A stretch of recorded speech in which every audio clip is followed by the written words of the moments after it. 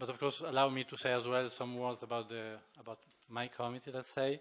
The committee has been as well active on this same process and on national consultation to the white paper, to our contribution to the white paper on the future of Europe.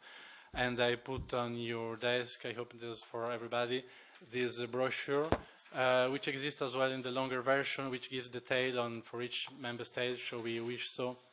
You can find it in our site. So obviously and visibly the two committees were engaged in the same process, of course with different constituency, and that's quite naturally pushed their presidents at some stage in December of 2018 to launch with a non-paper, a declaration on a permanent structured mechanism for discussion.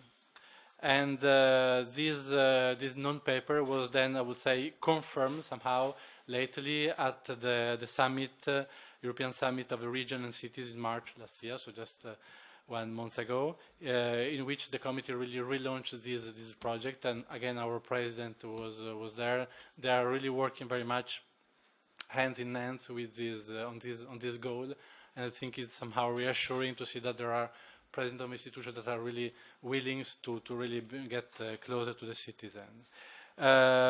So we are in this process. That's the context in which we are today. And within this concept, it was decided to launch a reflection on how to implement it, because that was a non-paper, that was a declaration, which was sent, by the way, to all the presidents of all institutions. But then, of course, the next step came how we make it concrete, how we implement it, how we make it real. And to this end, the Committee of the Region is planning to launch a publication, which is foreseen in autumn 2019, so pretty soon, I would say, which will gather as well the input from this event. As from other events, as I will tell you later, there are a cycle of events like the one that we have today. And the idea, according to what my colleagues of the Committee of the Region told me, is to have a pilot project already at the end of 2019, and really to launch it in an official way and through an official cycle next year in 2020. So these are the ambition of the Committee of the Region, and we will definitely try to help this ambition, to meet this ambition, with this series of lunchtime seminars. As I told you, there are, I think, you have the list, two have already happened. We have today the third one, and we will have, but I will recall you later, a fourth one after the Easter holidays. And the idea is really to invite local experts, and I would say just even expert stakeholders, people that deals or that are only interested in this topic, to really try to understand and then to even exchange the famous best practices, to see what works well, what works less well, why so, and to really try to feed the reflection that the Committee of the Region is having. And we will gather for each of these four meetings that I mentioned you, three key question and answer from you. So I will explain you later how we will gather this answer from you. So that I would say that's it for the general context and aim of the event, but maybe let me tell you some more words about the structure, how we will structure our debates. We will start with a first round of speakers. They will have around 7 minutes each to present their best, what they practice, and to explain what was the impact, according to them, they could have on the legislative process, or anyway on the policy process.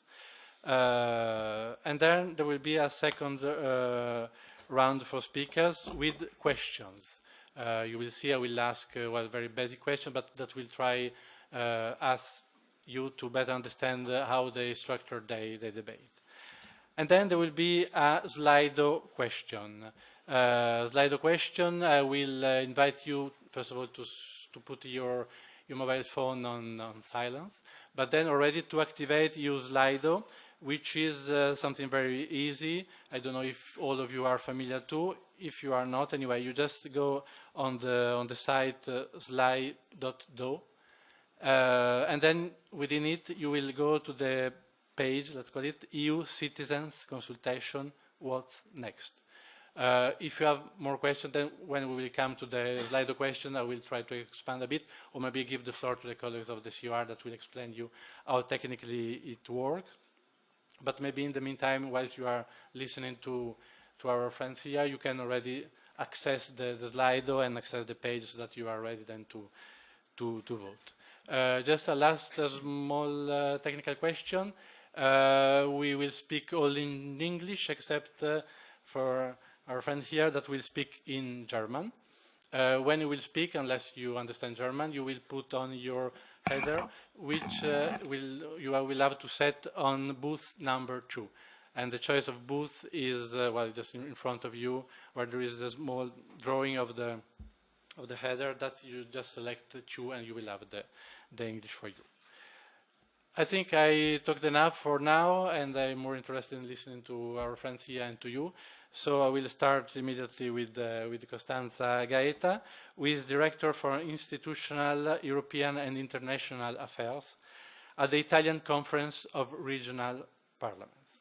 And she will speak to us about the special role of EU regional parliaments implementing active subsidiarity and structured dialogue. But the floor to her, please. Yeah, thanks, Pierluigi, and I hope in a few minutes and to be able to represent all my points. Hello, everyone, first of all, and it's a great pleasure and an honor to be here representing my organization and the Italian regional parliaments. And thank you once again to the Committee of the Regions for giving us this opportunity. We, as a National Conference of Italian Regional Parliaments, we gladly shared the call for a reinforced link between EU and its citizens, affirmed by the task force recommendations and conclusions, reaffirmed in the non-paper of the core and the committee, social and economic committee, and reaffirmed in the Declaration of Bucharest. For sure, we need to find common guidelines and structural approaches, and I talk on plural, not for just for a case. And that's why I've been asked to report our good practices. I don't like best practices because you never know if you can do better. And what we have done as National Conference of Regional Parliaments to honor the provision of Lisbon Treaty from 2009 and to help our regional parliaments to have a say in the EU political cycle. So I will do this, but still I would like to use a few minutes, 2-3 minutes maybe, if Pierluigi will allow to.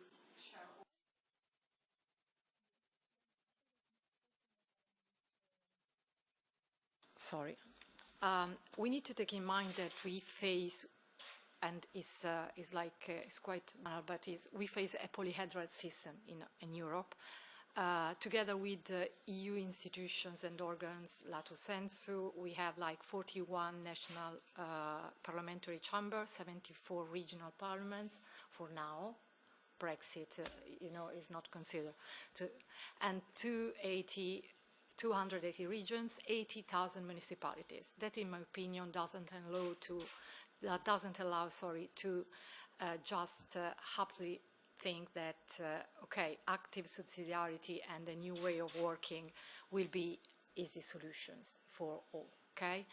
But still, I appreciated the task force recommendations and mainly the good job of the Committee of the Region, the hard job of the Committee of the Region in this sense, because in these conclusions we have in some way a hidden admission that the bottom-up system in the EU didn't work so well until now, and that we need far more than few declarations to build responsibly a European Union. So a first lesson for me, there's never one solution to deal with complex systems. We need more than one project. Secondly, the importance of regional parliaments. I'm here for this, but they are a reality that is completely different from all other regional and local authorities, not more important, less important, but different. And they are worthy to be considered because of their legislative power.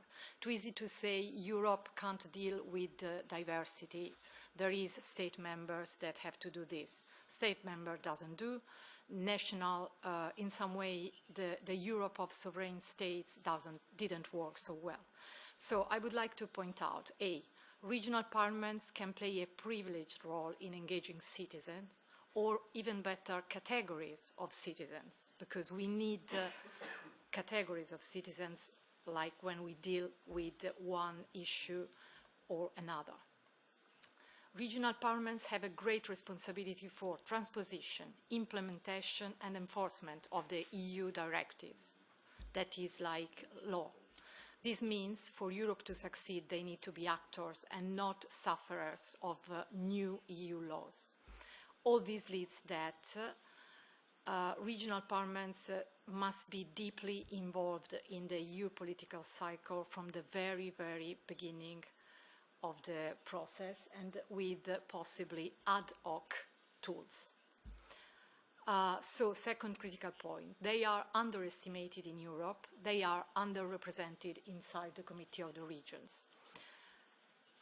Briefly, best practices, okay, our national conference, like pushing with institutions from the beginning with all levels for the rights and prerogatives of the regional parliaments to be recognized. So inside the national law that deal with the participation of Italy in the European decision-making system, we insisted and we obtained, first of all, that subsidiarity was considered, okay, like technical things, but subsidiarity for us, and we share with the Italian Senate this, is a cultural and a political issue.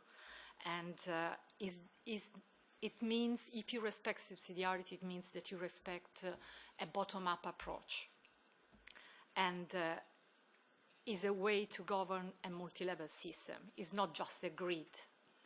I know, and that lots of people loves this grid, but to me, subsidiarity is something more. So in this law, we are allowed to send our opinions, reasoned opinion, on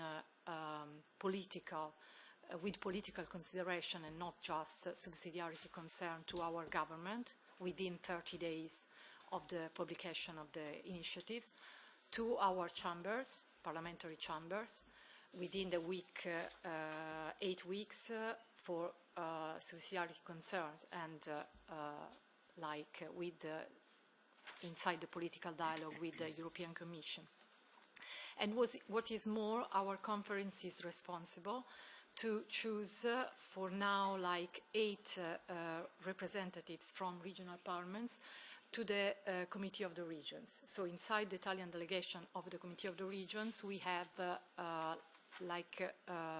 regional parliamentarians that are nominated by our conference. Okay, green. Good.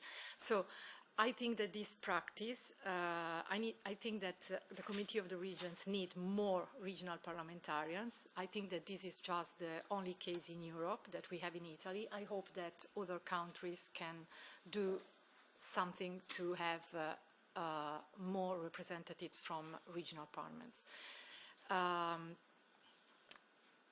This third critical point is that we need more institutional generosity. We are like in a game. It seems that we played like a Nash game with the like inside the prisoner dilemma, no? In which cooperating would be the best choice, but we choose all to the fact. And so we need to study and to think more about this and about cooperation.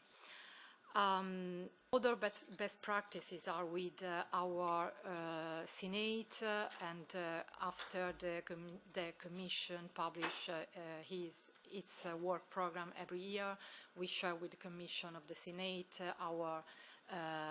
the initiative that we consider important, and then we once the EC proposal has published, we work on this together, maintaining our independence, but reaching like some main points, common points. 4 point, and this is very important because we have a president of a regional parliaments, and they can tell that for a regional parliament to participate in the EU decision-making process, it means like spend lots of energy and resources, and to have no feedback, to have no answer is like much ado about nothing. Okay, so they need answers. They need to be taken into consideration. I had another like best practices because we about a directive on the, but I see the red, the flapping of the red card. So I finish with this. Thanks to the trust that the Committee of the Regions given to us, I would repeat this. We are going to organize together the 9th Assise on Subsidiarity on November 22nd in Roma at the venue of the Senate, of the Italian Senate. And because we conference and the Committee of the Regions, we shared the belief that we needed to guarantee the continuity of the institutional and political agenda to the new institutions and to act as a bridge to the new, towards the new legislatures. And we also decided to prepare this subsidiarity conference, holding dialogues in some regional parliaments with mayors, local representatives, regional representatives, to take suggestions on how they would like to be involved in the different phases on the EU political cycle. I finished. Thank you. Thank you, Costanza. I think she may have given a bit more time, but we'll do the same with the other. And above all, there will be questions from me and above all from you to her. So we will allow her to expand and to a bit more in depth in what she said. Now I'm happy to present Tremer Denigo, who comes from Brittany. But he is actually here not as a representative of Brittany, but as a Civica Europa communication director. And he will tell us a bit about how to reinvent Europe with its citizens. What an ambitious title. Please, Tremer. Very ambitious, as a matter of fact. So thank you very much for the invitations, and hello everyone. I'm Tremer Denigo, so I'm representing today Civica Europa. What is Civica Europa? It's a European association, which is quite new, actually. It was born 3 years ago after a call, an appeal, launched by Guillaume Clossat, who was the founder of the association. Also, before founded Europa Nova. I don't know if maybe some of you know it. All was coming from the idea that something had to be done to relaunch the European project and to focus in particular in the democratic process and to bring the citizen at the very center of the democratic mechanism. So that was the idea. That appeal was launched in various countries and newspapers at European level. And the idea was there was a report that was produced, was quite followed by the French presidency, and about a European renaissance, which is a very busy word at the moment. And the idea was to try to find a way to bring the citizens in an experiment so as to empower really the citizens in the European decision process. So a year ago the worries were quite high, and we thought that we really had to accelerate and to find a way to reach that goal, considering the quite complex political situation and the fact that, of course, citizens, but I haven't got to explain that too much in details, felt, a kind of distance, a too big distance between what was happening at European level or what they knew about it. The level of interest, the ignorance, I must say, and also the involvement of citizens wasn't at the level that was expected. And we can see that as well during the elections. Of course, I remember you that the level of participation during the last European election was around 42%. So in the meantime, we crossed on our path to that objective a civic tech, which is something which is we can discuss afterwards as well, because I think we've got new actors playing quite interesting role in that field of finding new ways of bringing people to participate to our representative democracies. So companies that find or develop new tools, digital tools, of course, so-called civic tech. In that case, it was make.org. It was a French civic tech. And together, we decided to set up that program, which is called We Europeans. So that's what you can see on that slide. So I'm going to explain to you exactly what happened during this last month. The thing is not over at all. So everything began really last December. We've decided to start from okay, I do this. Okay, fine. So we decided to launch a call announcing the operation in 15 newspapers, or 22 newspapers, certain, and 15 member states. So it's quite a big operation, signed by the 150 important personalities, launching so the operation. From there, we began to start the organization of the consultation with the civic tech. And I will show you, okay, this is it. So I think this has been already covered. This is it. I'm sorry because it's quite little, but on the left you can see the timeline of the whole operation. So 1st December, the launch, the call I was talking about before. And then the consultation took place really between February and March. So the consultation was organized in two folds or two stages.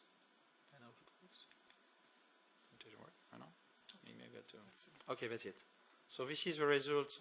We can start from there, perhaps. The results are very important because the quantitative aspect is something that ensures, of course, the legitimacy of the operation.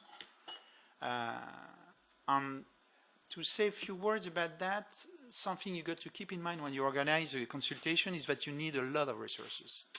It's not just because of the organization of the consultation per se, but to make it known by the people that are supposed to participate to it. And that's a big, big struggle, believe me, especially if you intend to do it as, in our case, at transnational level. So you got 500 million of people in front of you, 27 in our case member states, because we didn't do it in the UK for a reason you might understand. And you aim to reach a quite high percentage of the voters.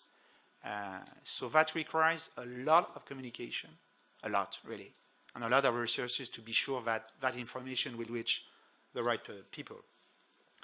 So in the end, we managed to reach 1.7 million people who made 30,000 proposals, which is quite interesting as well. So when you do a consultation, there's a big discrepancy between, which is something which is quite normal, and but you can see even on Facebook, for instance, between the people that are voting and the people that are actually, making a proposal, which is something different. And these are the results of the first round. So first, we did it for 4 weeks at national level, so as to be able to have 10 proposals that emerge at national level based on the votes done by the people. So how did it work concretely? It was a very basic and simple open question, asking people how to reinvent and to have the concrete steps to reinvent Europe. And people were able to say exactly what they wanted to say. in 140 characters. So that's something which is very limited, but very simple and very easy to grasp and understand.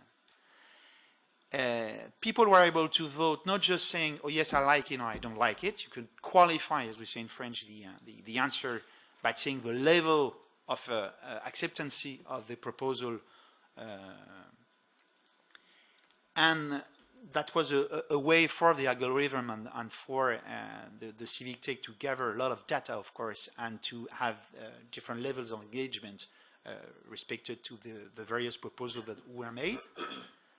And the very interesting thing we discovered is what you see there.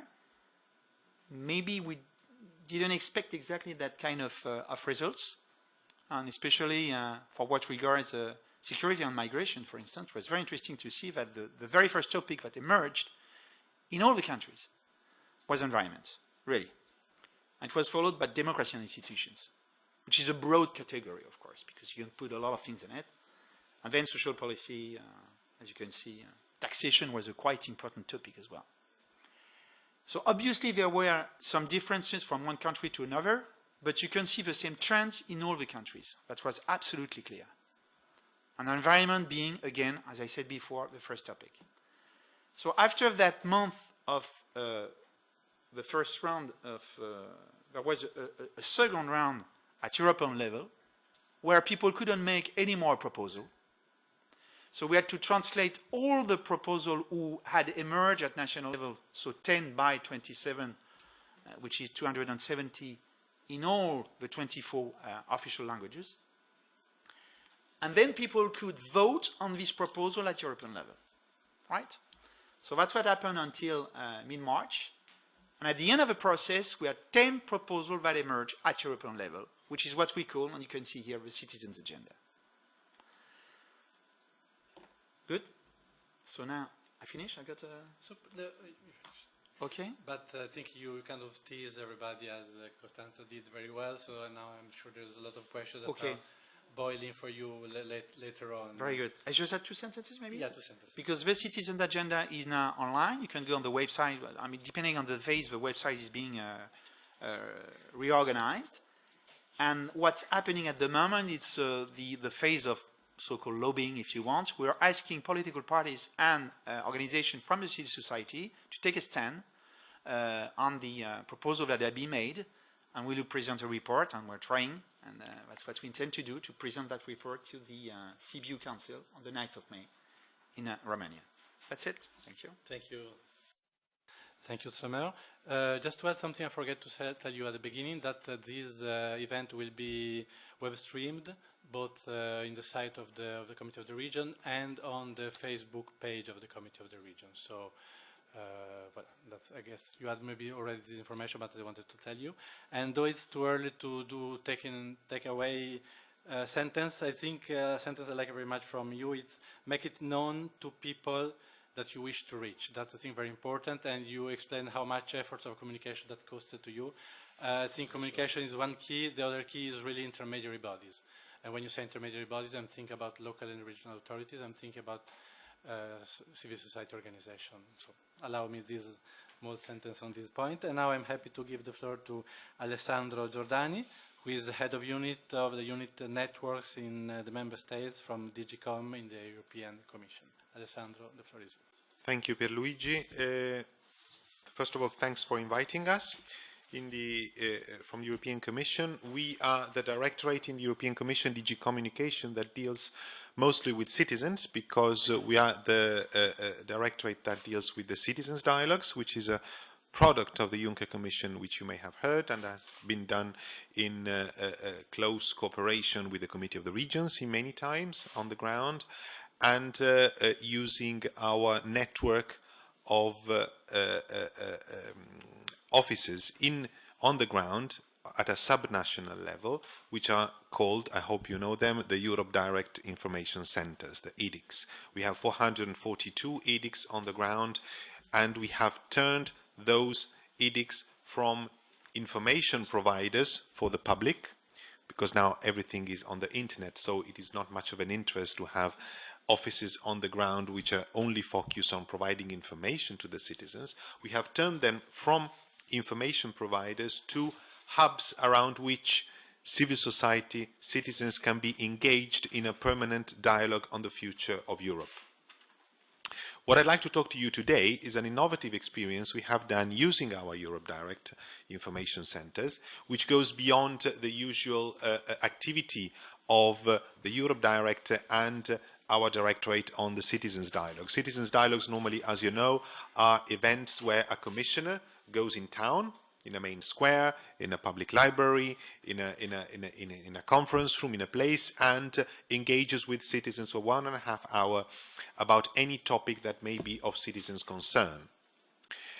Now, what we realized in the run-up to the European elections, and I'd like to talk to you first about the philosophy that is behind this innovative project which we did, we realized that in the run-up to the European elections, what is really lacking in Europe is not the procedural side of European democracy, because the procedural side is there. We vote for a European Parliament which is elected by every one of us. This European Parliament will have a political majority inside that will express, that will vote for a European Commission that can be regarded as the executive power of the European Union. So from the procedural point of view, there is nothing major to be reproached to Europe as far as democratic legitimacy is concerned.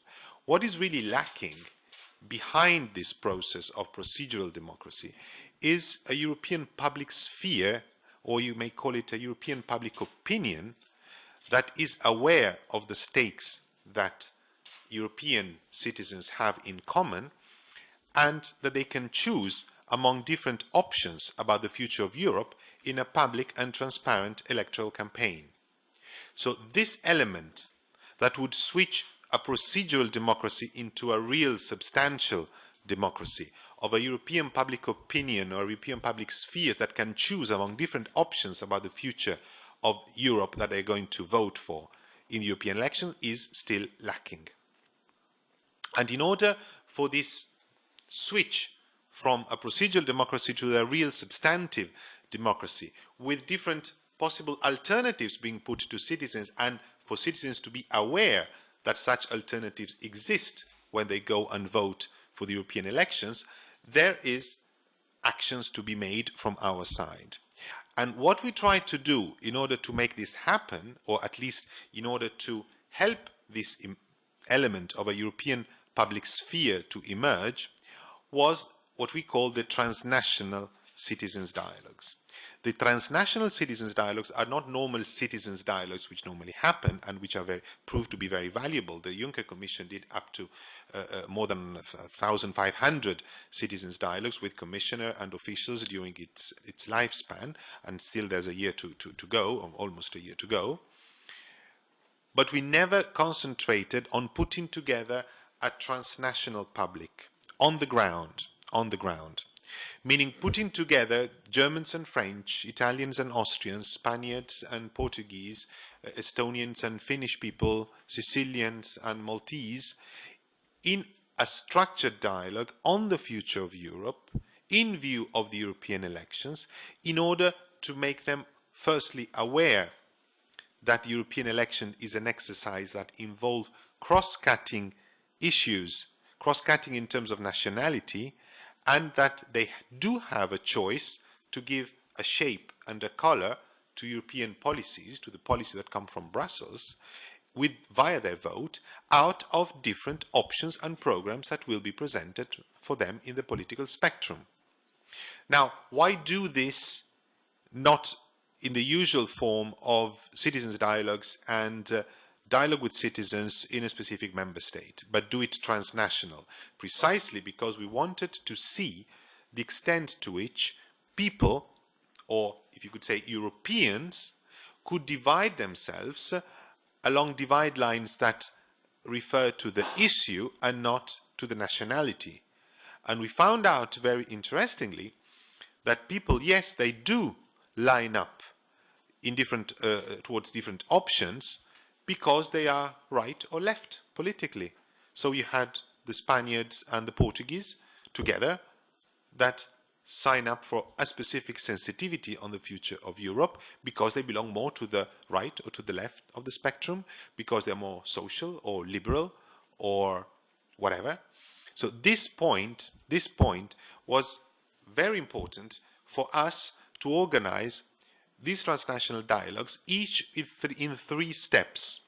In the first step, we put together a public of Portuguese and Spaniards, Italian or whatever, and we talked to them about what is functioning and what is not in the European Union, and what are the competences of the European Union and why they touch and they matter for the daily life of citizens. In the second event with the same transnational public, we told them that there are many alternatives for the future of Europe, and we wanted to hear from them which alternatives there are for the future of Europe. For example, we asked them, if you only had €1 and you had to put it either on solidarity and redistribution policies like the common agricultural policy rather than the structural funds, or the same euro on more advanced policies aimed to growth, for example, like research or digital single market or artificial intelligence. If you only have €1, where would you put it? And by reasoning on this, they clarified themselves about their hierarchy of priorities, and then when they will look at the options you have in the political spectrum for the European elections, they would be able to choose in a much more thoughtful way about what kind of Europe they want and choose the candidate that matches more with their priorities. And this was the result of this exercise, which showed again that the European people can line up not necessarily always according to nationality or national interest, but these stakes that they have in common, they do matter also in a political way when it comes to the European elections as European people. We will feed back this process to the, of course, in a general presentation about these dialogues, about how these dialogues went, and we hope that we will be able to do even more in the future, because this was an exercise that to us proved very telling of the potentials of a dialogue, of a permanent dialogue with European citizens beyond national boundaries. Thank you. Thank you, Alessandro. And I think we are all very honored to have with us here the President of the Committee of the Region, which I think it's a good news, and it really shows how much the Committee of the Region, how much the President is involved, engaged in this activity. I suggest if you show that he tells us a few words, I mean, up to him, we will be happy to listen. Quelles sont les langues ici? On peut parler français aussi? Français ou allemand? Non, plutôt allemand ou anglais? Yeah. And then I will start in English and I will continue in my own language. It's German, it's not so often the possibility to speak it. Thank you very much for your implication in this issue. Citizen dialogues are something that is very important for Europe, and actually we have a great number of experiences, and I think that it is necessary to find the way to give to all these initiatives some structure, but these initiatives also like to be free. They don't like so much to be too much organized. But I think we must see the structuration efforts on the level of the results. We have two complicated moments. It's who participate. It is very difficult. And if you don't work with random systems, it is very complicated to have really an average of the European population. And the second issue is perhaps even more important. What arrives with the results? If you have people participating on a dialogue, and after that they will never hear something about it, or they don't see some consequences, then you had just done something that bring us more Euroscepticism. And how can we organize this result issue that is not so simple, and especially because we are not in a normal decision system, we are in the European one, who is a little bit special. I always speak about the Bermuda Triangle between the Council, the Commission and the Parliament that is very possible to lost your mind in this context. And a last aspect that I find very important, which subject? Because for the people, and that is something what is a great challenge in Europe, for the people, politics are not divided between European ones, national ones, regional ones, local ones. They have problems. And they want that these problems are resolved. And the implication of people depends on their personal situation. And if you say you can only discuss about European issues who are clear European competences, then I'm not sure that you will really touch people. I think we must do a little bit the same what we did during our long discussions in the task force of for the subsidiarity. It is a question of density of regulation, and on a certain way each problem has a European dimension. Certainly the big issues in the beginning of the 21st century. And so you must sensibilize people on these different levels of decision, and you must also explain clearly what can be done on each one. Otherwise they will not find something concrete there. It is a very difficult thing, but you are together here and also in the other meetings in these initiatives for finding good solutions. But one thing is clear, representative democracy must be developed with new elements, and I think that deliberative aspects are very important. And if you are regarding a little bit through Europe, you find very much experiences, even in the small German-speaking community. So as a president, will you explain, I think, after today. Thank you for your work, and I hope that we can arrive to some results and to make something on a longer term, for example, for the next period of the European Parliament. Thank you very much, President. That finally spoke only in English. But now we will indeed move to the German speaker, because we have here the pleasure of Alexander Miesen, who is the President of the Parliament of the German-speaking community of Belgium, and he will tell us about Permanent Citizens Assembly in East Belgium. So put on your headphone, and it will be number 2 to listen to English. Please, the floor is yours. Ja, vielen Dank. Thank you. Thank you for having invited me here to the Committee of the Regions today. The speaker's microphone has been switched off. Could you please turn it on? Thank you. Yes, now it works. It is my task here to report about the Permanent Citizens Assembly that we have in the German-speaking community of Belgium. To the context, the German-speaking community in Belgium is one of the parts of the federal state of Belgium. We are a community just like the other 2 communities in Belgium. What this means is that we have an equal status with the French-speaking and the Flemish-speaking communities. We are one of the smallest regions within the EU. We have our own parliament and we have our own government.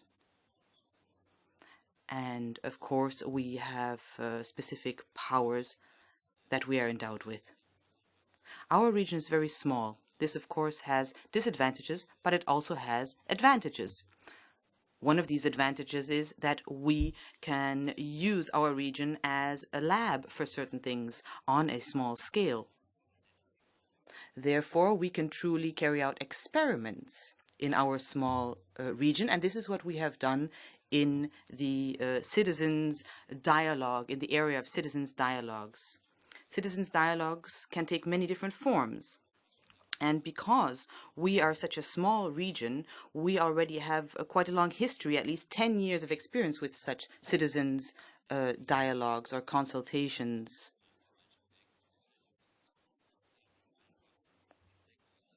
Sometimes when we want to consult a specific sector in our German-speaking community, we can then consult this sector and invite them to the parliament. For example, in the case of secondary schools, we have 8 main secondary schools in the German-speaking community, and we were able to consult these and bring them into the parliament to consult them on their area.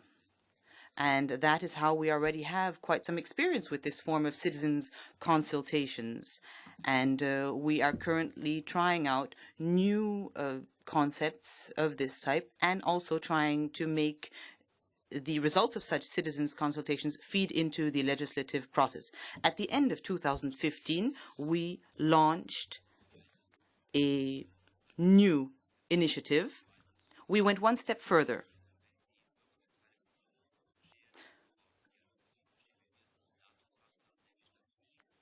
We can understand citizens' consultations in the following way, that there is a legislative proposal and that then citizens are consulted. Then citizens give their opinion, but what you will see then is that it will always be the same citizens that are involved. That is part of the nature of politics. Often, we as politicians are in contact with the same people all the time, and this is truly what happened with the citizens' consultations as we had them in the past. And what we really wanted to see was to have citizens participating who did not usually participate in the parliament, and therefore we took the following decision. We started a process of selecting citizens by the drawing of lots or by sortition. This was the first initiative that we launched, the first change in our citizens' consultation process. Then there was a second change that we also put in place, and that is that we did not give the citizens a ready-made concept or a ready-made legislation, but rather we gave citizens the opportunity to work with an empty sheet of paper, so to speak, and to put their demands and requests forward. Their demands were then discussed with the parliament. And we, of course, committed to take their proposals seriously and to also channel these into the decision-making process. This process is something which took place in a very specific context at the time in the parliament. And this is a process which then was taken up. The ministers and the members of parliament, some were skeptical at the start, but everyone truly became convinced that this was a very good initiative. The Catholic University in Leuven is following this entire process from a scientific point of view, and they have also suggested to take it one step further. We also reached out to David von Eybruck and the Fondation pour la Génération Future. They set up an international group of experts.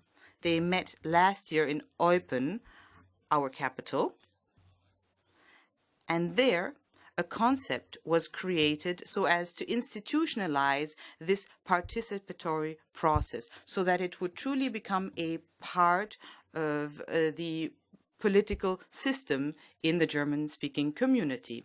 The concept which was presented there was truly very interesting. And this year, in February, this came into effect in Parliament. It is truly a permanent process for dialogue that we are going to launch, and it's going to be permanent. The citizens will themselves be able to decide how many citizens' assemblies will take place, and citizens will also be able to determine the budget for these activities. They will also be able to determine how many members such a citizens' assembly has, and many other things. They will also be able to determine the topics that will be dealt with in these citizens' assemblies. The entire agenda will be set by the citizens themselves, and this is truly very innovative. On the 16th of September, we will officially launch this system. We're truly looking forward to what will come out of it. I am convinced that the future holds many positive things, and I think we're the first region in Europe which is launching such a permanent process at a regional level of this type, and I think that this will truly be very interesting. There are 1 or 2 interviews per week. In September, we're going to start this process, and we're truly looking forward to its results. Thank you. Thank you very much to Mr. Misen. And now we'll say the floor is yours, and it's time to use our mobile phone. Going to Slido if you haven't already done, and it's quite easier than I thought, as you just put when you are in Slido the code at EU local. Gate EU local, and then you will have in front of you the first question. I'll wait for maybe some seconds to see if everybody has in front of him or her. And the first question is a fixed number of topics for the citizens' assemblies should be selected in advance at EU level, and you are asked to agree, disagree, or just don't know. So please, if you have any technical issue, don't hesitate to raise your hands, and the colleagues from the Committee of the Region will be happy to help. Please, the vote is open.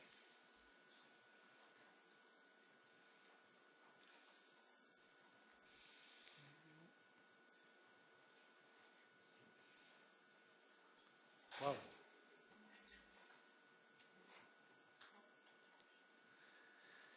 Wow, it's really very close.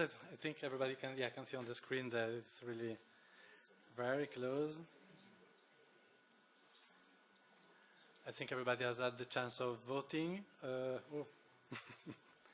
don't know if the Committee of the Region wants a more clear answer, but it's really just on the edge. So I suggest we close the vote. I think everybody was able to vote. Fine, so let's go to the second question. Do you think that citizens taking part in EU consultation should statistically mirror the population of the city, region, or country where they take place? And now you can answer yes, no, or again, you don't know.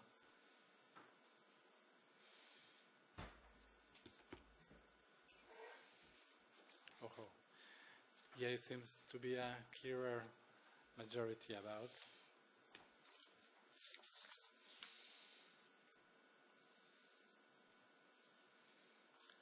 Well, I think there's no doubt about the results, so we can close the vote, which is definitely for yes. Now going on with some question, I will ask some question to our speaker. I gave to all of them some more time because I felt so frustrated to cut them. It was so interesting. So we'll ask now in exchange because that's what happens in life, you have always something to give and to go. To be a bit shorter, my first question is on who. And the question is how are citizens selected for structured consultation, citizen assemblies, and how could citizens be selected for a EU citizen consultation? I will start with Costanza. Costanza, please, the floor is yours. Yes, thank you. Well, for regional parliaments, it's quite easy because they, at least for what I know from Italian regional parliaments, where they perfectly know they are social humans, they are communities, the different social and economic categories. Most of the regional parliaments have already consolidated relations with these categories when dealing with European Commission proposals, if it's on environment, if it's on transport, if it's on multi-annual financial budget. So they are able to involve them in hearing on specific issues. I think that they are the right size, a region, the right place in which institutions can be the right place to reconcile in some way representative and participatory democracy. Thank you. I will ask the same question to our German-speaking friend. So, shall I repeat it, or how are citizens selected for this consultation? And please, your experience will be of interest to us. Ja, das ist eine wichtige. Well, it's an important question, I think. Now, in our legislation, it says that for our citizen participation process, it's important that the German community is different vis-à-vis the European Union, obviously, but there's a lot of heterogeneity that we want in the group. You'll never get full representativity, so heterogeneity is important, and we've seen that criteria such as gender, age, geography all need to play a part, and economic background too. And in practice, it's hard to implement that because that data isn't accessible officially. You can only ask people, and they will volunteer it or not. So we try and be as diverse as we can, as representative as possible.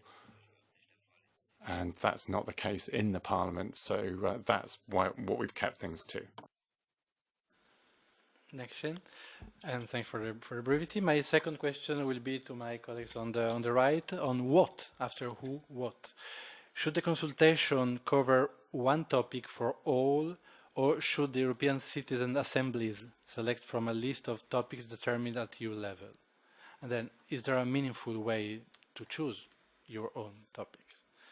I will start maybe with Ramon. Yeah. Well, actually, it's a very difficult question. In our case, it wasn't like that at all, because we decided to go for an open question. So, I mean, that was something totally different, of course. It wasn't a specific topic. It was up to the people to say what they wanted to say. Now, if we want to go the way Alessandro Giordani explained before, of trying to have some transnational consultation, which is something I think absolutely positive, we shouldn't keep in mind the fact that it's something which is a very complex process, and it's much easier to focus on a very specific topic, actually, and to make the consultation focused on one main issue.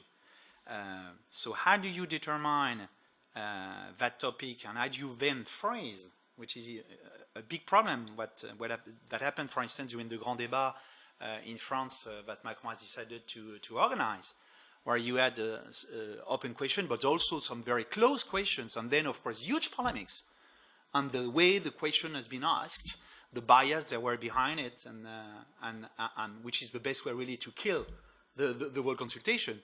So I'm sorry not to give a very precise answer, because actually that's very difficult. So you could think about a system that would, before, via a specific process, would define the way you define the very topic, and you phrase it, but at that point it become an usine à gaz.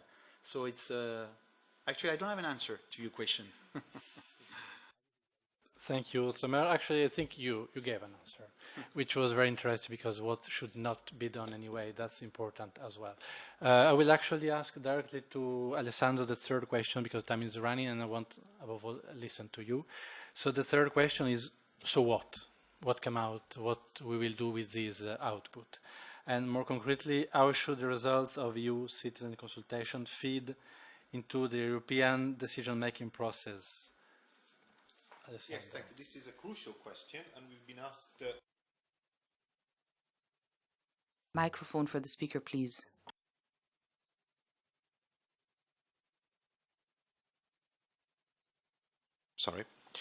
Asked this question, and namely, what do you do with what we say? How do you bring it back to Brussels? First of all, I think we have a duty of transparency of not letting people into believe that this is a formal process of gathering knowledge that would then be transferred into proposals from the political level of the European Union. What do I mean? I mean that people are normally brought to believe that a consultation like a citizens' dialogue is something that then the commissioner or the official who's doing this dialogue with the people would bring back to Brussels in order for it to be transformed into a legislative proposal or something.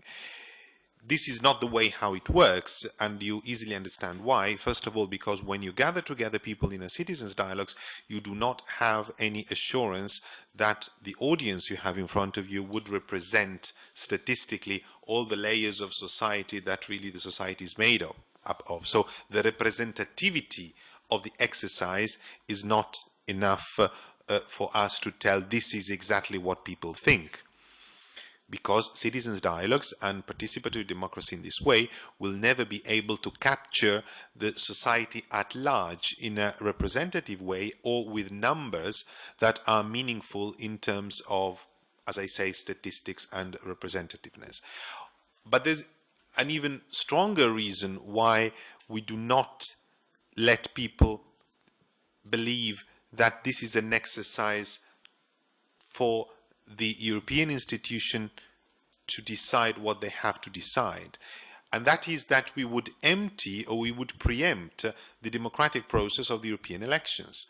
The European elections are the only form, one of the main democratic exercise whereby people give a majority a color and a shape to European policies. This does not mean that we don't listen carefully to what we hear during the citizens' dialogues. I can assure you that every single citizens' dialogue and transnational citizens' dialogue is brought back to Brussels, analyzed and put on the table, in the case of citizens' dialogue done by the commissioners, put on the table of the President of the European Commission. Why? Because if this is a political commission, and President Juncker said it many times, then a political body needs to be aware of the temperature of the territories, of the temperature on the ground. So yes, we do feed it back to Brussels. What we cannot say is that this will be automatically transformed into policies, because in order to transform the will of the people into policies, we have a formal way in democracy, and that is called the European elections. So it's a very thin line which we have to respect in order not to let people or deceive people or frustrate them their legitimate expectations. Thank you, Alessandro, and I think we can say the same for the ECI, the European Citizens Initiative.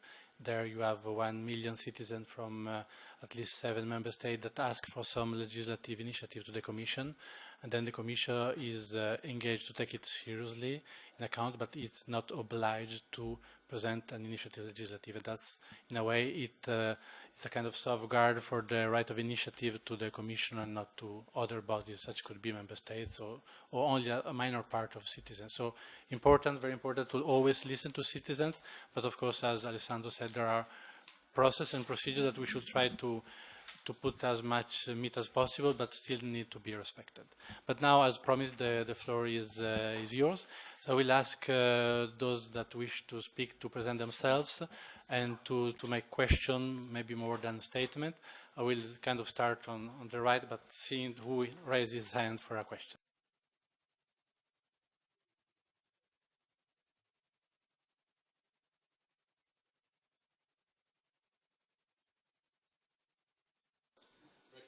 Yeah, actually, I have two questions.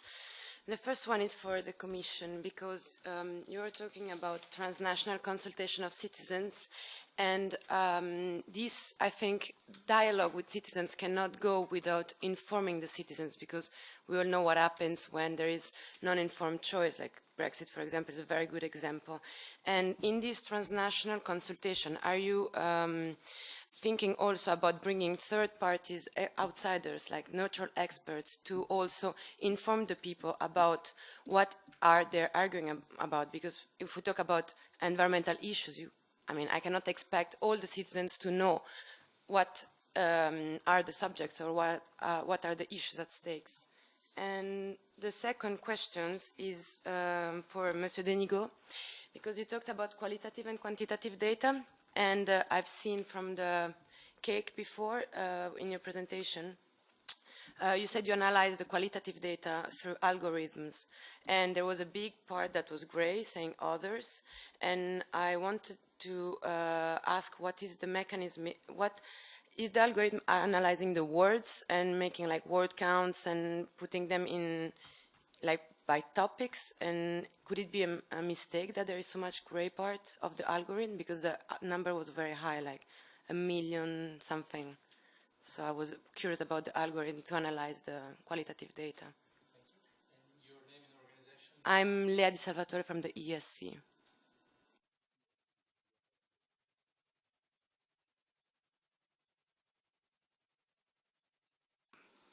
Thank you very much. Thanks, everyone. I am Marco Antonio Berti. I work for Ubal Democracy Festival, so we're trying to organize something similar. Maybe we can talk about that later. And I'm also a member of the Young European Federalists. Now, I have two questions which are related. One regarding we Europeans, for Monsieur Denigo as well, which is the fact that you said that the same issues came across all EU countries. Now, could it be because the people who took part in this online survey all had the same social background? I mean, in order to respond to this, you would have to be interested, first of all, in European topics, and second of all, to have, you know, a certain level of education maybe, or access to internet. So how much do you think that the fact that the same issues came across could be due to the similarity of social background in the different countries, similar to actually what Mr. Giordani was saying about, you know, aligning across political issues across countries? And the second question is for Mr. Miesen, which is, so from what I understand about the project that you have started in the German-speaking community in Belgium, is that the participation of citizens, that you, the way you've organized it, you know, the blank sheet proposals, and them being able to select the agenda, is actually quite similar to what we Europeans did then, you know, having very blank proposal and letting citizens propose everything. Thank you. Thank you. I said 3 questions at the time, but as each of it was a double question, I will give the floor to our speaker, starting with Alessandro, which can take the question that was. Yes, very briefly. I mean, it's a crucial question, of course. How do we inform citizens before letting them tell their opinion? I mean, we definitely agree that in order to have an informed choice, you need to know first, and you need to be put in the conditions to know. Now, this exercise, which we did in view of the European elections, was kept on purpose sufficiently broad, without giving too much of a technical information to people first, because the fundamental objective of this exercise was not that of informing people and asking them what they think about a policy, but rather to let people become aware of their own hierarchy of priorities. So it was more open questions because, for example, the question I gave to you as an example, if you have only €1, where would you put it in the budget, does not presuppose that you need a technical knowledge about how the policies are run. Yes, you do need a knowledge about what is in the competences of the Union and what is not. And that we did. So we gave some material to be read before, which was more like, what are the European Union competences, what are the exclusive competences of the European Union, so that they could see that whatever they desire or whatever they are frustrated on can be addressed to the union or it cannot. But then, when it comes to the content of a policy, we would not overflood them with material or technical information, because it was more an exercise for them to be self-aware of what their priorities were. If we do them on single issues, then my answer would be a bit different. I would say, yes, you need to prepare people, you need to give them some background information, which can never become technical, of course, because then when they go and they express their vote, they will never do it in a technical way. But yes, you do need, on a policy, some preliminary work to be done. And in the citizens' dialogues, we do it. We do that. We have a list of participants, and we give them things to read, what we call the guided readings. It means that if we give them a communication of the Commission which contains a lot of technical things, we specifically draw their attention to the specific paragraphs, the more political ones or the more general one, that sets the tone of the policy or of the initiative that is being taken, without flooding them with 25 pages about technical annexes or whatever. So we do that to some extent. It was done less in the transnational dialogues because that was open towards the European elections and what people really think about the future of Europe. So thank you, Alessandro, because you gave a lot of elements to the answer I wanted to give, because we did exactly the same thing. It's a complex issue, because if you give too much technical information, you might kill the consultation as well. A lot of people, anyway, which is my case, by the way, don't understand it. I'm not a technician at all. So it's a matter of trust. And starting from the fact that a consultation is not a poll. And that's what, because we had the discussion before, so we thought about maybe organizing a poll that would have been much more representative and much more easy to explain, by the way, because the methodology is quite sometimes quite easy to set up. So we've decided to go for a consultation to do what Alessandro was saying, to really to give the possibility to people to raise their voice and to discover, in a way, what were their own priorities. And I thought personally that it was a very interesting experiment because of that, and I was very interested in the results because they weren't exactly the one I was expecting. And I will come to you, sir, of course, because immediately that comes to your question. Why did they give that kind of answer? Anyway, to give a precise answer to your question regarding the way the algorithm works, I can put you in contact with the Civic Tech, and they will certainly give you much more technical details. But the only thing I can tell you is that the way it works is it's adding different elements, not the fact just that you say, I don't like the proposal.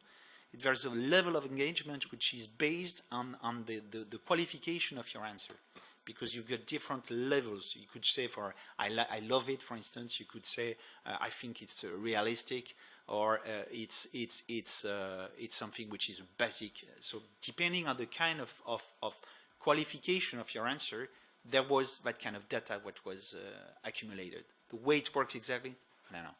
I can't tell you from a technical point of view.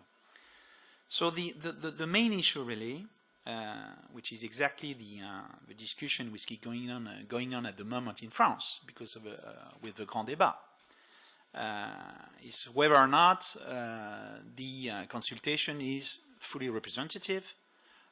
Can we explain the results of any consultation? So in that particular case, for instance, of we Europeans, the fact that it's quite surprising that migration, for instance, security doesn't come up as one of the first worries of the other Europeans, even if, to tell the truth, other consultations have proven to have the same kind of results.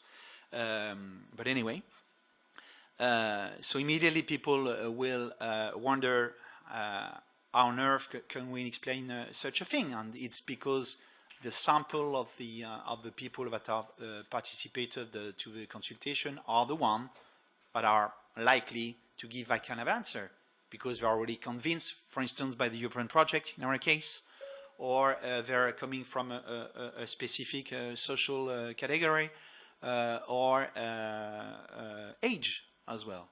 So in our case, what I can tell you is that we went a lot through the social media with ads as well.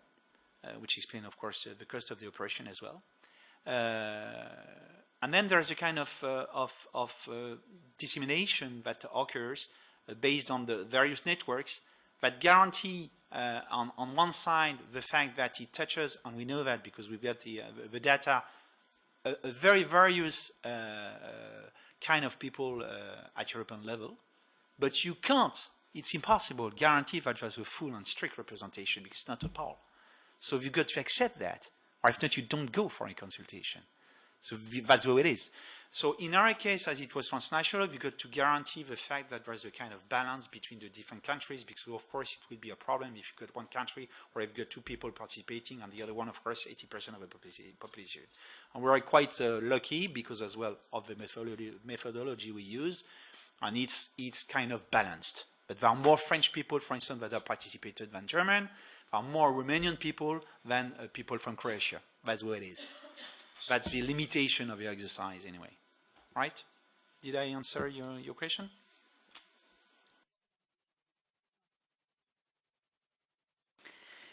Ja, die Frage war aufgeworfen worden.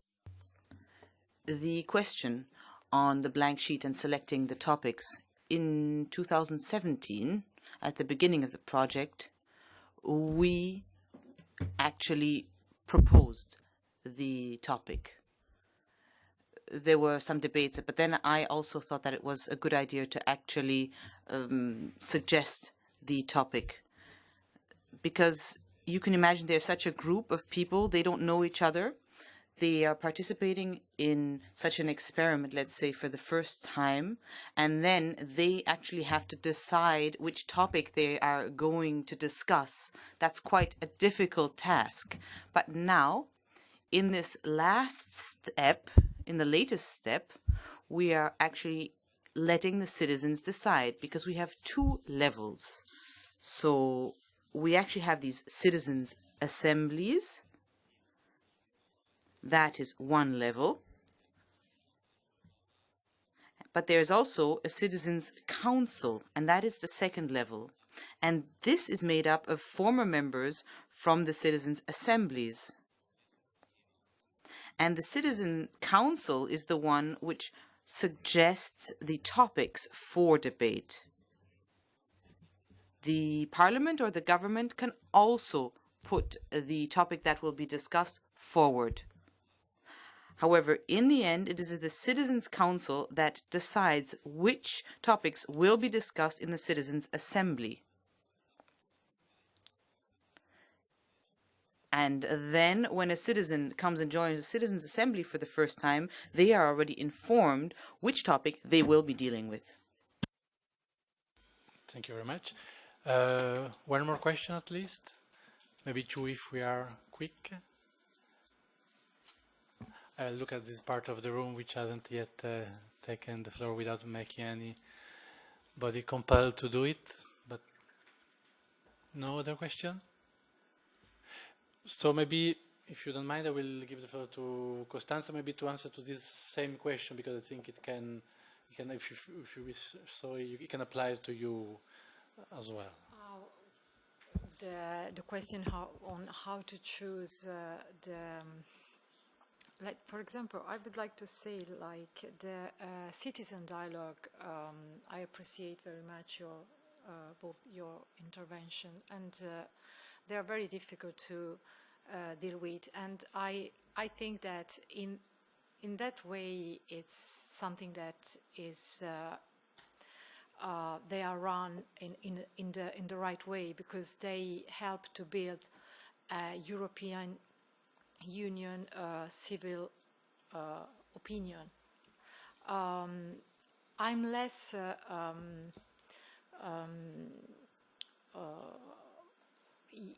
I'm less for the big consultation from the European Commission, for example, on very technical issues that, like online, just ask everyone to express an opinion, just because how you can deal with the answer of a person that has not an information, how you can distinguish the answer of a big lobby that has lots of interest. What is the added value of this information? So what you do is really different from like this big consultation that seems to me something more like a tool of communication. So I involve you because you will have a say, you will participate, you will decide. They are very honest. You will have a say, but we want to decide. It's very different. The job is very different. So it's what I think about this big citizens consultation from the Commission that could be also could harm the system also with and finishing like the harm is also the populism that comes from consultation not well managed. Thank you very much, Costanza. And I think now an extra question, but to all of you, again with your mobile phone. Take it on hands. And I think you will see briefly the question on, here we go. That looks more complicated, but let's see, it will not that complicated. It's how important do you consider that EU citizen consultation are carried out in cooperation between EU institutions? So the importance of cooperation between institutions, knowing that often the citizens doesn't have a very clear view of what is Commission, Parliament, Committee of the Region. It just says Brussels, or anyway, the EU institution in the better case. And here you have, you can rate it from 1, not important at all, to 5, very important to you. Open is the door, the vote is open, please.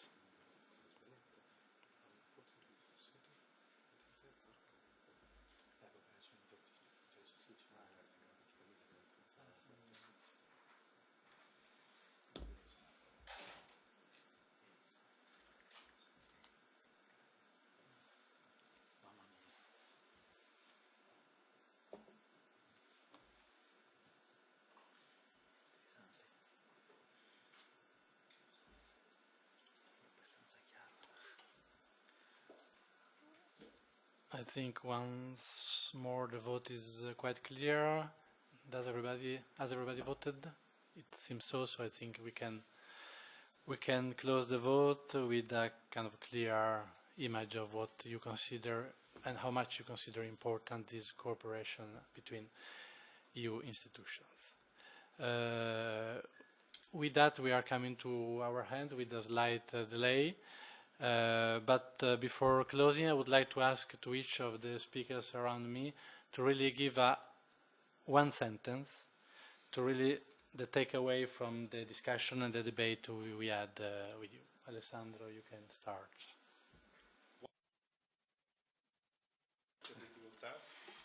I haven't prepared one sentence.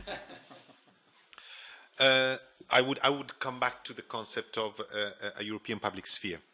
We badly need a European public sphere or European public opinion to underpin the process of the European elections. Otherwise, it will only be a procedural exercise and not real people's choice. Thank you, Alessandro, from this quoting Habermas, who launched this concept of European public sphere, which I think is very, very crucial to Europe today. So I would say the same thing. This is what we wanted to do with the transnational consultation.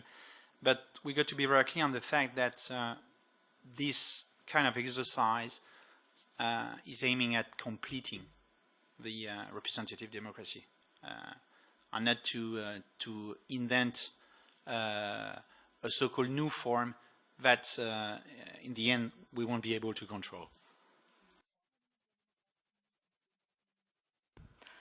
I would say like let's harvest subsidiarity as cultural and political value,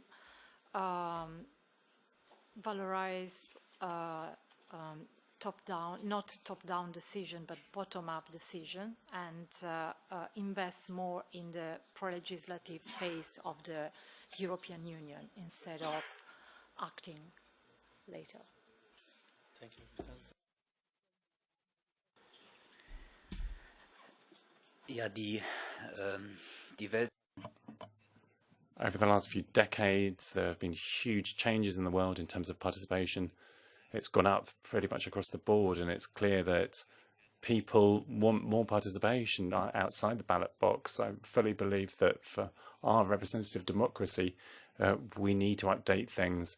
We need to make things more participatory in terms of democracy. Thank you to all the speakers that were very, very brief. Allow me to have as well my last sentence and takeaway sentence. We have been talking a lot about consultation, obviously, which really means institution consulting citizens to know what they think about policy, what they expect from us. I'd like as well to speak about, very briefly, about participation, about active participation, which is part of it, but it's more of it.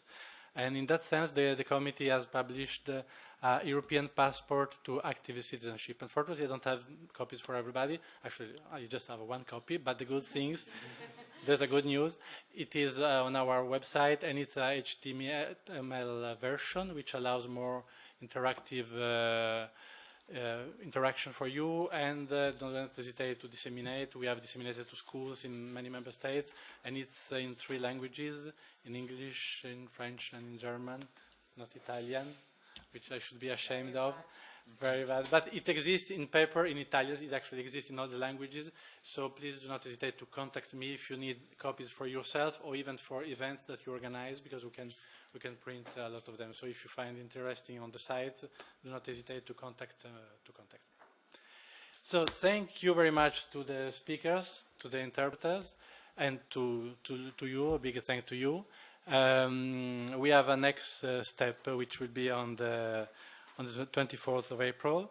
It will be again on the Committee of the Region, on the 7th floor in room 70, and it will be again from 12 to 1:30. I think I did say everything. I look at the Committee of the Region, but yes, now the most important thing, well-deserved lunch for all of us. Thank you very much. Thank you.